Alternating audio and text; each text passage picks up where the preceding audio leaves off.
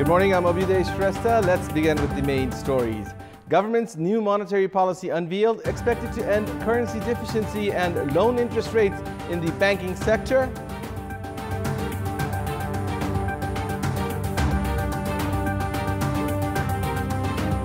Reckless driving and lack of adequate laws render frequent accidents caused by tippers in the capital.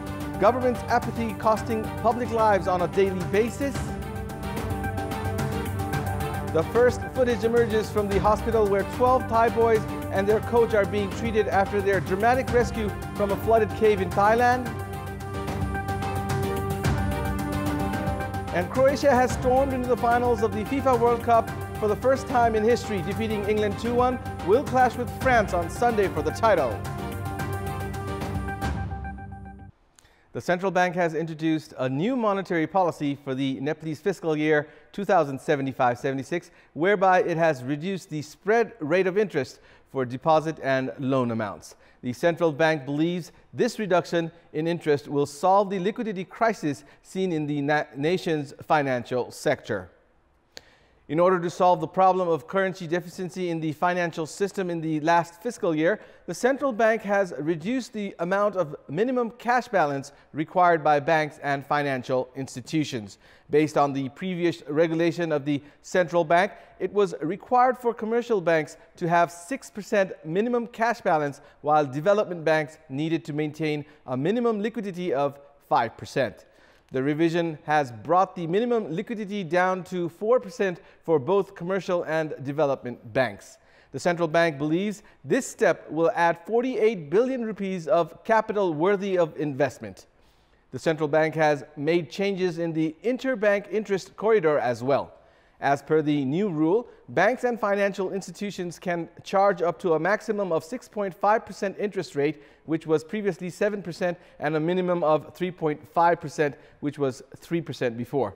The new policy also aims to squeeze the margin lending from 40% to 25%. The policy is seen lenient on a liquidity ratio, which has been reduced to 10% from 12% for commercial banks, 8% from 10% for development banks, and 6% from 8% for financial institutions. Likewise, the new policy prohibits financial institutions from taking more than 15% institutional deposit from a single organization. Apart from these changes, the monetary policy has remained largely focused on liquidity crisis. The central bank believes a transparent and proper implementation of the newly introduced monetary policy can improve the nation's financial system.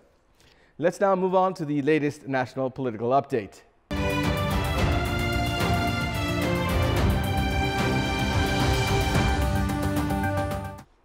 It has been almost 5 months since the formation of the Sharma Oli-led government, with pledges of development and prosperity. Despite the first few days of the government's establishment hinting at bringing a few effective changes, the government is recently seen more centered towards unnecessary issues rather than focusing on matters of public interest. The Oli-led government took a few positive steps of ending the long-held syndicate seen in the transport sector and halting the resignation process of the officials. However, the government is not seen as focused in recent time when it comes to issues of public interest. The government, which had made commitments to conduct activities to live up to the slogan of Prosperous Nepal and Happy Nepalese, has been facing criticisms for having a tough time to address even the daily plight of the countrymen. The government is least bothered about the alarming rate of accidents caused due to the damaged roads in the capital. Instead, the government is more centered towards delineating restricted regions that fall under the responsibility of the chief district officer. Likewise, the government is turning a blind eye to the demands of Dr. Govinda Kesi, who has been staging his 15th hunger strike, insisting that the introduced replacement bill is not as per the agreement. This has further questioned the government's potential and intention. The government has been showing dreams to the public, but has miserably failed in addressing even their basic needs. This has just added to the disappointment of the public at large. We'll take a short break here. We have more news coming up. Welcome back. Tippers have recently been killing people, most of them pedestrians and motorcycle riders, in the capital almost on a daily basis. 18-year-old Royal Subedi, who was heading to Kathmandu from Bhaktapur, was killed by a tipper on Tuesday at Jadibuti. In another incident, a tipper killed Ashmita Rajbhandari, who was riding a scooter at the same place just a month earlier. According to statistics, at least 18 people were killed in tipper accidents alone in the past year. More than 7,000 tippers are in operation across the country, among which most of them operate in the capital. Immature and unskilled drivers have been the major reason behind the road accidents caused by tippers almost on a daily basis, claiming innocent public lives. On the other hand, the capital lacks radars to monitor the speed of the tippers.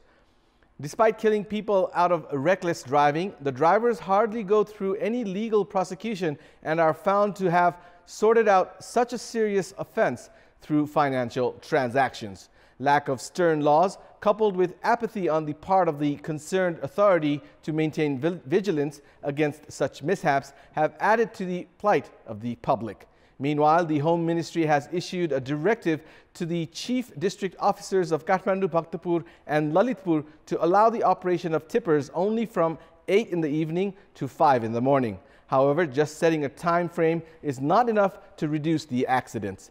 There has to be a formulation of strict laws and government monitoring to control accidents that have been constantly claiming the lives of the general public. There have been repeated accidents caused by tippers in recent days, most of which are attributed to reckless driving. The culprits, however, walk scot-free due to weak legal provision and lack of authorities' vigilance. In this context, we had asked the residents of Bhaktapur, Kavre and Dhading what should be done to contain the terror caused by tippers, leading to deaths of innocent public lives on a frequent basis. Let's now take a look at what they had to say. Public voice. Tipper चालकलाई तालिम दिने र त्यसका साउहरूलाई पनि केही suggestion स्वरूप सल्लाह र सुझावका तरिकाले तिम्रो ड्राइभरलाई अनुशासित गरेर राख्नु पर्यो र चलाउनु पर्यो भनेर सल्लाह सुझाव दिने। टिफरहरूले अलि बढी चाहिँ पेलेर साइडहरू नदिकन हिँड्ने, अलिकति स्पिड बढी गर्ने कुराहरूलाई चाहिँ कन्ट्रोल गर्नुपर्छ। उमेर पुगेका अलि पाको ड्राइभरहरूलाई चाहिँ टिफर चलाउन दिनु पर्यो। यसको गतिलाई नियन्त्रण गर्न पर्यो र टिफर चलाउने ड्राइभर को उमेर हद पनि हेर्न पनि जरुरी लाग्छ मलाई। सबैभन्दा पहिला त सरकार रेस्पोन्सिबल हुनु पर्यो र चालकहरूलाई प्रशिक्षित बनाउनु पर्यो। धेरै आतंक गरिसकेका छ क्या, मान्छे धेरै मारिरहेछ।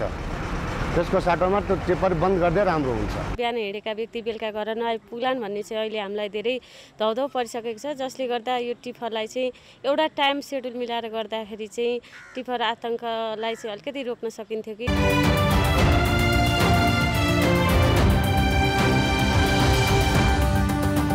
Welcome back. It's now time for our segment Public Pulse, where you text us with your opinion. Public Pulse. And here's the question. Why have development works and prosperity dreams been limited to promises? Your options are A, lack of execution ability, B, lust for cheap popularity, C, financial weakness. The voting is on. Type NEWS, select your option A, B, or C, and send it to 34001 to share your opinion with us. And now, before we wrap up, here's a look at the top stories once again. Government's new monetary policy unveiled, expected to end currency deficiency and loan interest rates in the banking sector.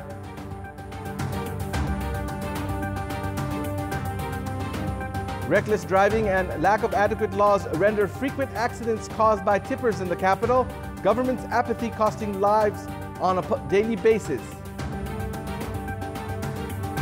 The first footage emerges from the hospital where 12 Thai boys and their coach are being treated after their dramatic rescue from a flooded cave in Thailand.